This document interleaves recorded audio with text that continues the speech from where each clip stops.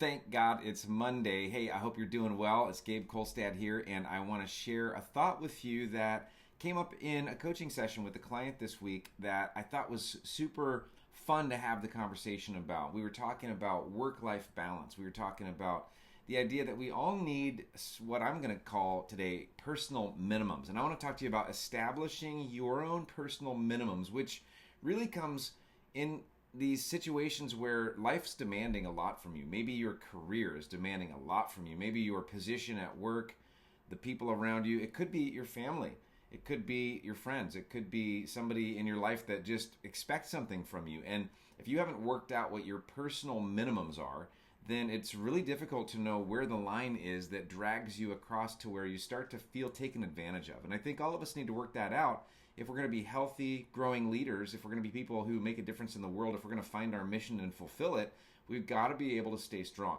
And staying strong means knowing and drawing a line in the sand that says, this is my personal minimum. It's the minimum that I need in order to thrive. It's the minimum that I need in order to be strong and to be my best. And it's okay for you to draw that line and to define that for yourself and to go, this is important, because really it's that oxygen thing. The plane oxygen mask pops down, and our instinct is to go, ooh, I'm going to put it on somebody else. I'm going to help somebody else before I help myself. We feel like that's maybe service oriented. We feel like maybe that's noble, but the reality is no, it's not, because no oxygen means no help. You can't help anybody if you don't have your own oxygen. So I want to talk to you about, how do you even categorize what the personal minimums would be about. Quick story. When my family was younger, all of us, including my kids, we had some issues to resolve, and it was related to the fact that I'm a pastor of a church, which is a wonderful thing to do. I love it. It's super motivating to me. It's something I'd always wanted to do. I'm 17 years old when that really became clear to me. I want to pursue that path. One thing that I noticed when I got into this line of work, into this calling, was that the requests for help and the needs around me are just never ending. And it's like, you could never finish it. You could never complete it. You could never get to the end of the inbox, in that sense of people coming and asking for help, and events that certain people expect me to be at, all those things. And so we had to sit down as a family and decide, what is it that we would really want? What's the minimum? And we got real specific about one very important thing. You know what it was? It was, how many nights a week should we be out doing ministry stuff for the church? And how many nights then would we want to be able to be with our young kids and to be present in our home and to be sitting around the dinner table, So we worked out the scenario, and here was the ratio. We wanted 5 nights at home, which meant we could have a maximum of 2 nights out. And that was a tough beginning. Some people didn't like that. Some people thought that was not enough time to be out and about. And we had to decide, well, this is what we need. This is our personal minimum. 5 nights is our personal minimum. We need that. We need that much time with our kids. We want that much time with our kids. And we want to be able to be that stable family for our family. And so we just established that. And it really helped, because then, some request comes and we can look at our calendar and be like, well, yes, we could commit to that, but it's going to have to be 3 weeks out or 6 weeks out or 12 weeks out. And, it just helps us to go, we're not going to just jump at everything that comes to our calendar, or every request that comes, because we've worked out our personal minimums. So let me tell you a few areas that I think this is really important. I think maybe if you're taking notes, just jot these down. Here's a few areas, or 7 areas of life that I think you could go, I got to establish my personal minimums when it comes to these things right here. One is sleep. How much sleep do you want/need in order to thrive?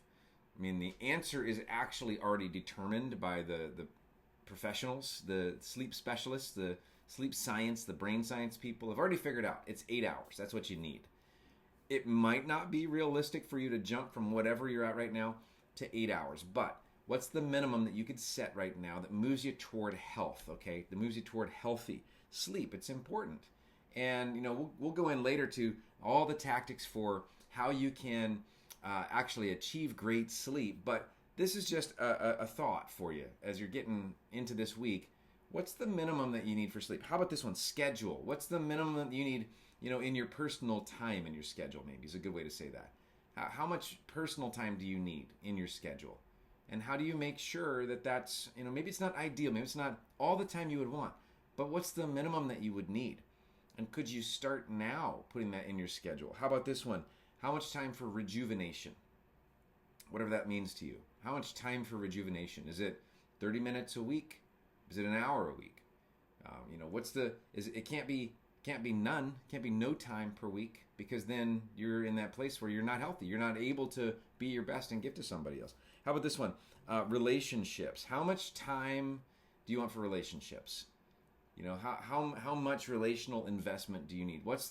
For instance, what's the frequency with which you want to go spend time with friends? Is it once a week? Is it once a month?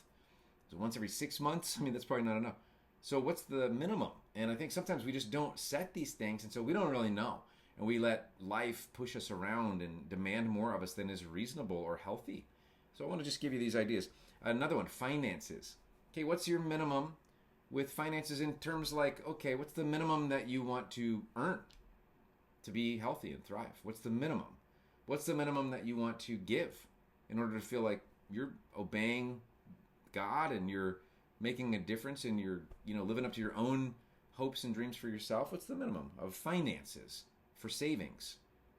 For putting away for a rainy day, for going and playing. What's the minimum? And could you set those things so that you feel like, I know what the target is, and now I can have some freedom, one, to say yes when it's the right thing, but also to be able to say no when it's not the right thing, or maybe it's not the right time. Then there's personal growth. Here's another category, personal growth. To go, what do I want minimal for me with personal growth? What is it that I want to be doing and learning at a minimum? For me, a minimum for me is a book a week that I want to either listen to or read.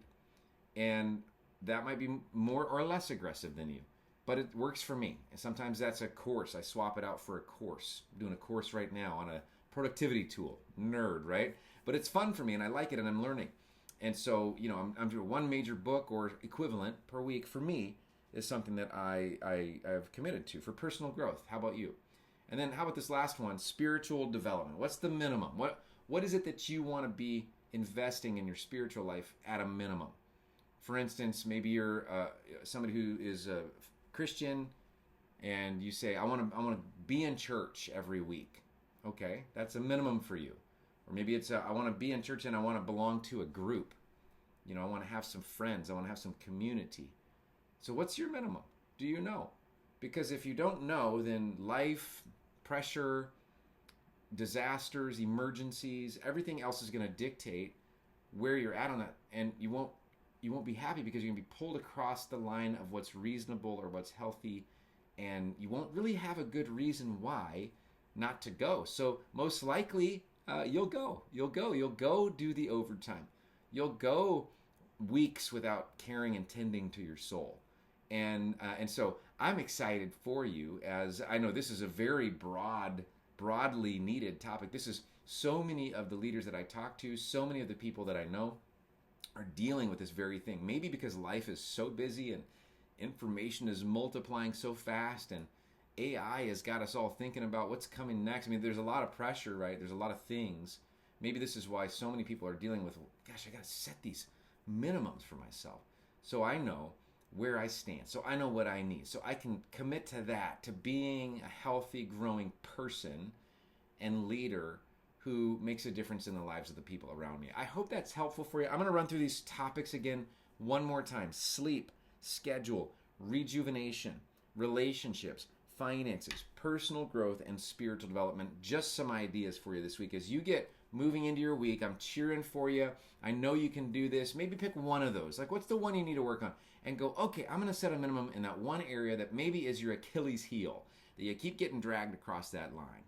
Don't feel guilty. We all deal with this. Don't get down on yourself. Make it an intention to set this minimum and make some progress this week on it. I can't wait to talk to you next week. Have a great week.